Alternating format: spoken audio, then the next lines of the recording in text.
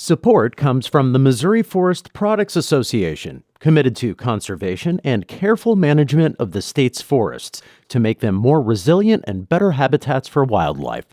ChooseWood.com. I learned very quickly that women wear sunscreen almost every day, and I was really surprised to hear that.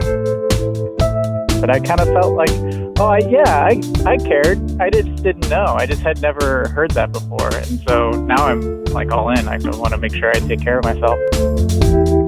She came back with a counter argument that was, well, the sun doesn't discriminate and neither does skin cancer. So she got him to wear it, and I ended up starting to wear it more often.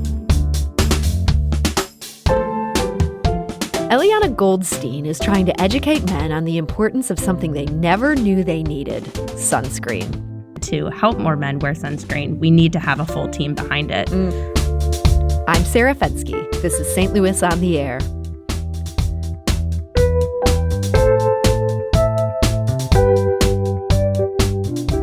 A study by St. Louis University researchers last year found that head and neck melanoma among younger people rose significantly in recent decades, by 51%. The incidence was higher among males than females. The researchers pointed to that discovery as something to consider in future prevention campaigns. For Elianna Goldstein, that's a business opportunity. The St. Louis resident's new company is called Get Mister, and it aims to connect men with a product that could save their lives and their faces. And she joins us today to tell us about it. So, Elianna Goldstein, welcome to the show. Hi, Sarah. Thank you so much for having me. Yes, thank you for joining us. And frankly, the idea of sunscreen for men, this sounds so simple. What made you realize this was a problem that actually needed some attention? Yeah, well, growing up, this was definitely on the forefront of my mind. I have grown up with two parents as physicians. My father is a family physician, looking at tobacco cessation, and then my mother is a skin cancer surgeon and dermatologist. So a whole lot of public health in your family. A lot of public health. And so, but, while I had this great, system, and at age 13, I started wearing a moisturizer and tinted foundation, and it had SPF inside, or sunscreen.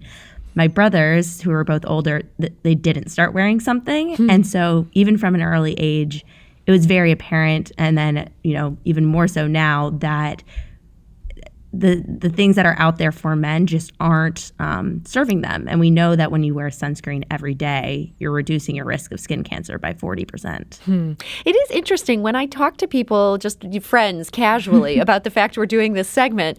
Women were all like, oh, yeah, sunscreen. Of course, I wear it every day. And men are like, yeah, I actually don't wear sunscreen. And if anything, they were almost a little surprised to realize, yeah, you're right. What do you think it is where men think of this so differently? Even your own brothers growing up in a home where this was taught. Well, what we've seen and what data has shown us is that a majority of the marketing campaigns to date have really focused on women and tanning beds. And that is important, of course. But a lot of research shows that it hasn't talked about, men don't talk about their skin as frequently, but they still have those same issues. And actually, they perform even more poorly when they do get skin cancer. So they doubly need this protection.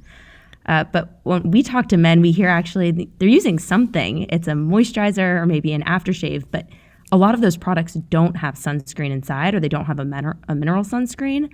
And that's where we really saw they're using something, but it doesn't have sunscreen inside. And you said men perform more poorly when they get a melanoma. They have worse results with this sort of thing? Yep, that's exactly right. And the causes behind that, there's a couple of different studies out there, but inherently, a lot of men don't realize their skin is thicker, they have more collagen, there's functional differences in the way that men and women's skin react to products, to the sun. So they actually require specific products as well. So the sunscreen that I'm using, I can't just tell my husband, hey, you need to start using this. He would actually need something formulated differently. And exactly. And it's not that our sunscreen will necessarily, you can't use it if you're a woman. But what we've learned is men's skin tends to be a little bit more oily and prone to acne. So what we looked at is how can we create something that is just as protective as what you're using, but is a little bit lighter weight, and might be a little bit more enjoyable to use as well. Well, if you're a man, we're curious to hear from you. Why don't you wear sunscreen daily? Or maybe you do. Maybe you've thought about why other men don't. We're curious to hear from you. You can give us a call at 314-382-8255. That's 382-TALK. Or you can send us a tweet at STL on air, or you can email us at talk@stlpublicradio.org. So, Elianna, you feel like you've solved this problem. Your company's name is Get Mister, but I understand the name of this product, you're calling it The Daily. That's exactly right. There's definitely a whole host of products out there focused on seasonal use or when you're at the beach, but this is really focused on something that we believe men would want to use every day because it has an aftershave, it's a face lotion, and a sunscreen all in one. Now, I understand you're based in St. Louis, but you're not originally from here. What brought you to want to come here to do this startup from St. Louis? Yeah, I'd actually only visited St. Louis once. It was with my father when I was touring schools back a couple of years ago. And then when I was graduating in 2018 from UNC Chapel Hill in North Carolina, I was looking at programs that would provide me with some sort of experience that might make me more capable of one day starting a company. And I came across the fellowship Venture for America. It's a 2-year program for recent college graduates to go work in a startup or venture capital firm to really gain the foundational skill set of what it might take to one day start a company. But beyond that, you join this network of 200 young professionals who are also looking to maybe start a business or learn from a bunch of other really inspiring individuals from across the country. So I came to St. Louis through that program and have been here for the last 2 years. So has St. Louis proven a good place to try to launch a sunscreen for men? It's interesting. As soon as I started working here, I actually noticed that there was just this abundance of resources that exists for young entrepreneurs like Arch Grants. And I worked inside of Cortex and just saw Venture Cafe, all of these different opportunities to build a business. So in 2018, the first time we pitched what was, I don't even think had a name for it at the time, but was at the Scandalaris Women's Networking event.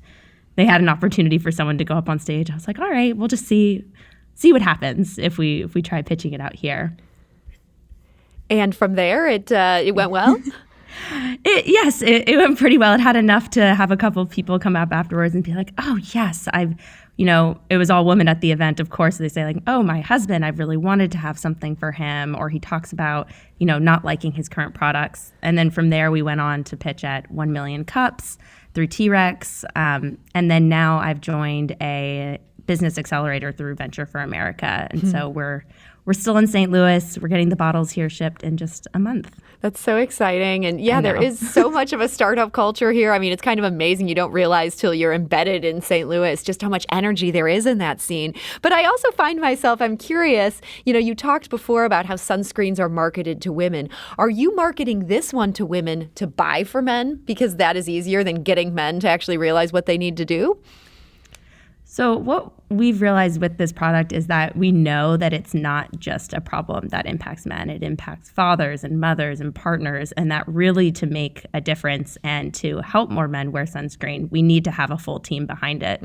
And so that's where we really, it's a lot of times the spouse that is encouraging or the daughter who wants to see and wants to help the misters in our lives, be the best versions of themselves. And a lot of men are looking for something that, makes them feel good every day and is doing more for them, especially right now. Interesting. So women are a valuable partner in this effort of reaching men. I want to go to the phone lines. Mike is calling from St. Louis. Mike, hi, you're on St. Louis on the air. Hi, thanks for taking me. So you said that you wanted to hear from men. What why do we not wear sunscreen? Yes. And I wanted to respond to that. I appreciate it. Yeah. So for me, I feel like more recently I had like a little more time, a little more money, and I wanted to care a little bit more about my looks. And I learned quickly, and that included like skincare and stuff. And I learned very quickly that women wear sunscreen almost every day, and I was like really surprised to hear that. And I learned why, and I was just like, I think the attitude seemed to be like, oh well, we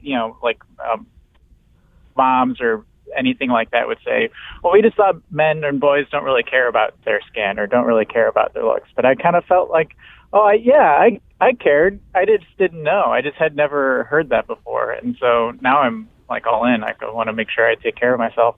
Well, that's great to hear. So Elianna, Mike sounds like the classic example of somebody who could be persuaded.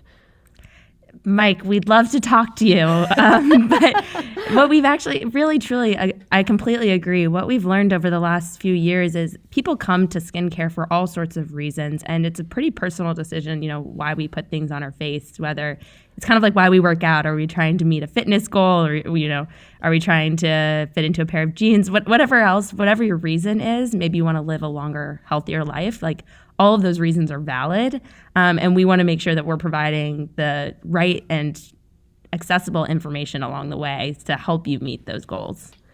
Well, Mike, thank you for that call. It's great to have the men's perspective here. Here we are talking about men, and we're two women. And so it's good to hear from a real live man and Mike's journey. Hopefully you'll be a role model for the other men out there listening. We also heard from Brandon on our St. Louis on the Air Facebook page, and he writes, this is a great idea. But he adds, one wonders if some of the root cause of men not wearing sunscreen isn't fragile masculinity. That's what makes guys less likely to wear it. Maybe the way some men feel like that it's wimpy to wear masks. This is a thought I've heard expressed in some political arenas, that men feel like they can't protect their face and still be a man. Is that possible, Elianna?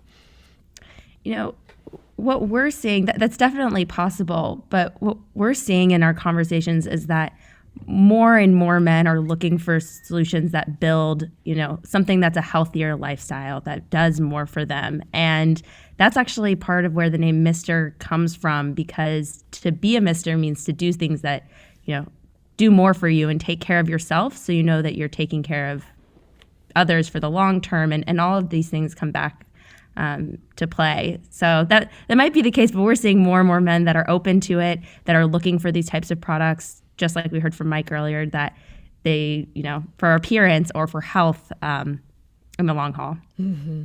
We also just got an email from Justin in Ferguson. He writes, 5 or 6 years ago, one of my daughters gifted me with a sample pack of products from Jack Black, including a lip balm and facial moisturizer, both of which are sunscreens and both of which I have largely used daily ever since because they're such pleasant products to use.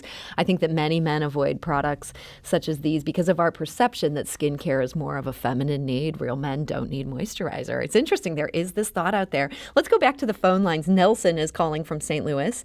Nelson, hi, you're on St. Louis on the Air. Hi. So my girlfriend, when we first started dating, she said that she had to convince her dad to start wearing sunscreen. And his argument originally was that because we're black, we don't need to wear it. And she came back with a counter argument that was, well, the sun doesn't discriminate, and neither does skin cancer. So she got him to wear it, and I ended up starting to wear it more often. And that was 5 years ago.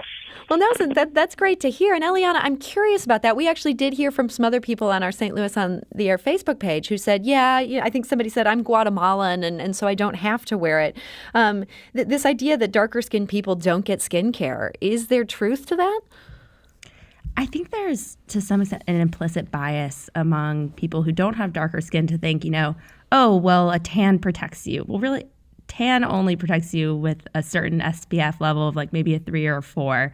And it is true, if you have darker skin, your rates and your likelihood of contracting skin cancer are significantly less, but they're not zero. And that it's very true that other issues like perhaps hyperpigmentation or skin discoloration or other things do result from UV or sunlight damage. And so wearing a sunscreen can actually protect from both skin cancer and other issues. And so when we think about this, I think one of the things we've really thought a lot about is how do we provide the information to make sure that people know to still be conducting skin checks and skin examinations, and provide products that, that we're looking at that can work, because historically most mineral sunscreens leave what's a white cast or a white tint on people's skin because it's a white powder. So it's looking at finding better products that can serve a wider audience, and again, helping whoever it is meet what their skincare goals are. Well, it's great to hear from some men who've seen the light here, and it's great to hear about this new product. In our last minute here, Elianna Goldstein, if people are interested in getting this product, The Daily, what's the best way they can get more information about doing that? The best way is on our website. We have pre-orders available that will ship out in almost just a month's time. They'll be shipping out here from St. Louis, Missouri. And then we also, if you're not quite ready to pre-order, we have a wait list as well, where we're launching our sweepstakes today. So if you get on our wait list, you have the chance to win 1 free year of the daily product. Okay, so you might want to check that out. That's at getmr.com, getmr.com. We'll also have that linked on our website, stlpublicradio.org. So, Elianna Goldstein, thank you for joining us today. Thank you so much for having us. Do you find yourself regularly listening to episodes of St. Louis on the Air? Suggest us to a friend you think might enjoy our conversations. And leave us a review and rating on Apple Podcasts on the App Store. It's the simplest way to help people discover our show. Thanks.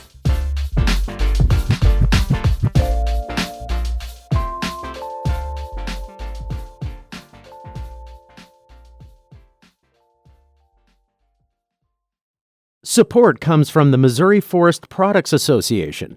Missouri produces wood pallets, railroad ties, white oak barrels, hardwood floors, and more. Details on the variety of products made in the state are at choosewood.com.